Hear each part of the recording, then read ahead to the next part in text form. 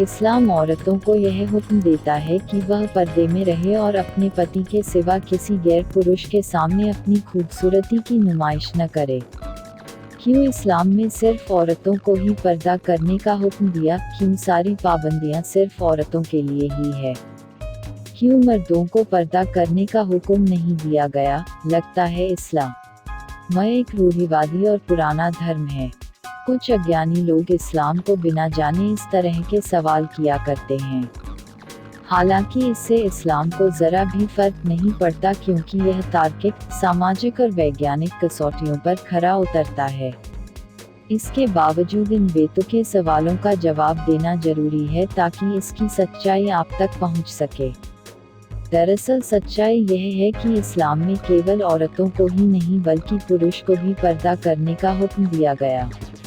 कुरान पाक में अल्लाह ने पुरुषों को यह हुक्म दिया है कि वह अपने निजी अंग की हिफाजत करें और अपनी नजरें नीचे करके रखें, इसी में उसकी भलाई है।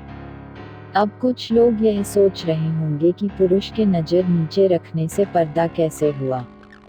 तो आइए दोस्तों, इस सवाल का जवाब हम लोग विज्ञान से ही पूछ लेते हैं, क्योंकि कुछ लोग इस्लाम में बताई गई बातों पर विश्वास नहीं करते हैं। हालांकि विज्ञान में जो भी बातें आज बताई जा रही हैं वह इस्लाम ने 1500 साल पहले ही बता दिया था। अमेरिका की एक प्रसिद्ध मानव विज्ञानी जिनका नाम हेलेन फिशर है, वो पिछले 30 सालों से यूके यूनिवर्सिटी में विज्ञान की प्रोफेसर हैं और मानव व्यवहार पर अध्ययन कर रही हैं।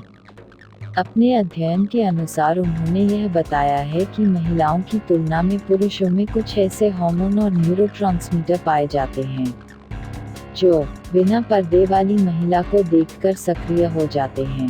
ऐसा केवल मनुष्य में ही नहीं बल्कि पक्षी और जानवरों में भी देखा गया है कि वे मादा को आकर्षित करने के लिए हिंसक हो जाते हैं।